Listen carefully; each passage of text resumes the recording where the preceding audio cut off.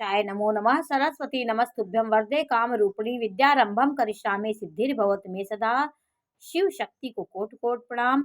मेरे श्रोतागण, मैं आज आपको शादी आपकी कितने वर्ष में होगी ये कुंडली में कैसे जाने, ये एक विधि है जिससे आप अपनी शादी का कितने वर्ष में आपकी शादी होगी इसकी संभावना आप अपनी चारों केंद्रों के स्वामी के जोड़ने से आप उसको निकाल सकते हैं। आपके चारों केंद्र में जो ग्रह की संख्या हो उसे आपको जोड़ना पड़ेगा। जैसे मैंने मीन लग्न की कुंडली बनाई है तो आप 12, 3, 6 और 9 को प्लस करके जोड़ेंगे। 12 + 9 + 3 + 6, इसको जब आप टोटल करेंगे तो 30 आता है। आप अपनी इसको जोड़ के देखिए आपका चारों केंद्रों में कौन सी संख्या आ रही है। जो संख्या आएगी वो संख्या ले लीजिए और उस उम्र में आपका विवाह होगा। उस संख्या जितनी, अब इसमें 30 आया है तो 30 वर्ष तक आपका विवाह हो सकता है। यदि आपकी तारा खराब है तो 1 आध 2 साल और बढ़ सकता है। तो तारा से आपका शादी का भी निर्धारण किया जाता है। तारा विघ्न देता है। 3 ताराएं खराब होती हैं। जन्म संपत्ति होती है, जन्म अच्छी, जन्म आपकी जो जन्म होती है संपत्ति विपत्ति, तीसरी तारा और 5वीं तारा, 7वीं तारा वध तारा, ये 3 ताराएं बेकार होती हैं। तो आप अपनी जन्म राशि से आपकी जन्म नक्षत्र जो है उसको आप जन्म तारा से लिखेंगे। उसके बाद आप अपने क्रम से लिखते जाएंगे। तो 9 ताराएं होती हैं। आप भरणी, आपका जन्म मैंने आपको अश्विनी नक्षत्र से बताया है कि अश्विनी नक्षत्र में आपका जन्म हुआ है तो आपकी जन्म तारा अश्विनी हुई। उसके बाद दूसरी तारा संपत हुई, तीसरी तारा विपत हुई, चौथी क्षेम, 5वीं प्रत्यरी, 6वीं साधक और 7वीं वध और 8वीं मित्र और ये लास्ट की 9वीं अधिमित्र। तो आपके अश्विनी नक्षत्र वालों की कौन सी तारा खराब है? आपकी कृतिका तारा। कृतिका नक्षत्र आपके लिए विपत ला सकता है। आपका मृगशिरा आपके लिए विपत ला सकता है। प्रत्यरी लड़ाई झगड़ा हो सकता है इस नक्षत्र में, आपका पार्टनर होगा।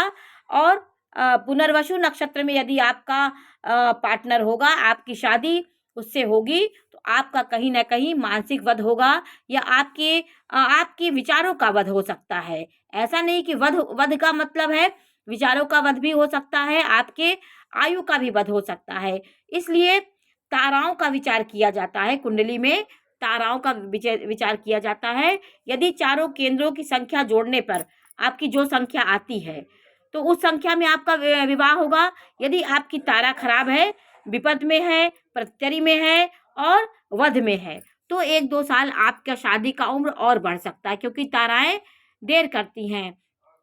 तो आज आपको शादी की उम्र जानने के लिए आप चारों केंद्रों को जोड़ेंगे और अपने इसी तरह अपने ताराओं को देखेंगे। ये 9 ताराएं होती हैं: जन्म, संपत, विपत, क्षेम, प्रत्यरी, साधक, वध, मित्र, अधिमित्र। तो आपका विपत तारा जो होगी, विपत तारा में आपकी अगर पत्नी हुई, आपकी शादी जैसे अश्विनी नक्षत्र के आप हैं तो तीसरी तारा जो होगी वो विपत होती है। किसी भी नक्षत्र की तीसरी तारा विपत लाती है। पत्नी के आने के बाद कोई विपत आ जाएगी, आपके माता पिता को दुख होगा, कोई आपके भाई बहन का कुछ दिक्कत हो जाएगी, परिवार में कोई ऐसा विपत आ जाएगी। और प्रत्येक तारा में आपका पार्टनर है, पति हो पत्नी हो, जो भी प्रत्येक तारा में होगी अनावश्यक आप में लड़ाई झगड़ा होगा। तो ये ताराओं का खेल होता है। और आपकी 7वीं तारा होगी, आपकी जन्म राशि से 7वां नक्षत्र जो होगा वो भी आपके लिए वध लेके आएगा। विचारों का वध होगा और आपके मानसिक वध होगा। आपका आप स्वयं का भी वध हो सकता है। वो मंगली से भी देखा जाता है, अगर मंगली बेटी लड़की है तो ये सब चीज़ें बहुत सूक्ष्मता से इसका विश्लेषण किया जाता है।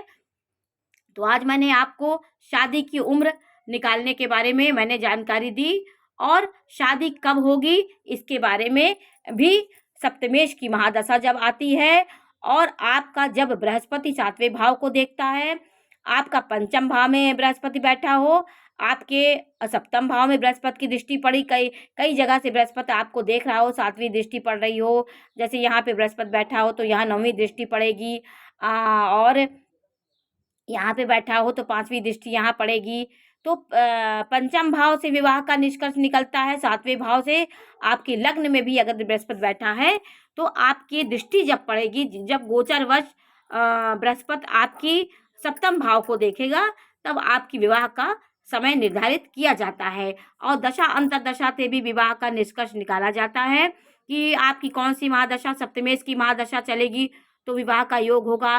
सप्तमेश की महादशा चली, आपका भाग्येश की महादशा हो गई, 7वें भाव में सप्तमेश की ही अंतर्दशा चल रही है, या पंचमेश की अंतर्दशा चल रही, भाग्येश की चल रही है, लग्नेश की चल रही, तो आपके शादी की संभावना होती है। तो आज मैंने आपको ताराओं के बारे में जानकारी दी और अपनी शादी की उम्र निकालने के लिए आपका ये विधि होती है, ये विधि है। कोई भी सूत्र एक पूरा लागू नहीं होता है, कई विधियां हैं।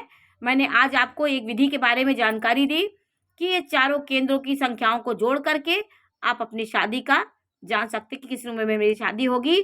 यदि उसमें नहीं होती है तो आप अपनी तारा को देखिए, तारा आपकी खराब होगी तो भी आपकी शादी में 1-2 साल विलम्ब हो सकता है।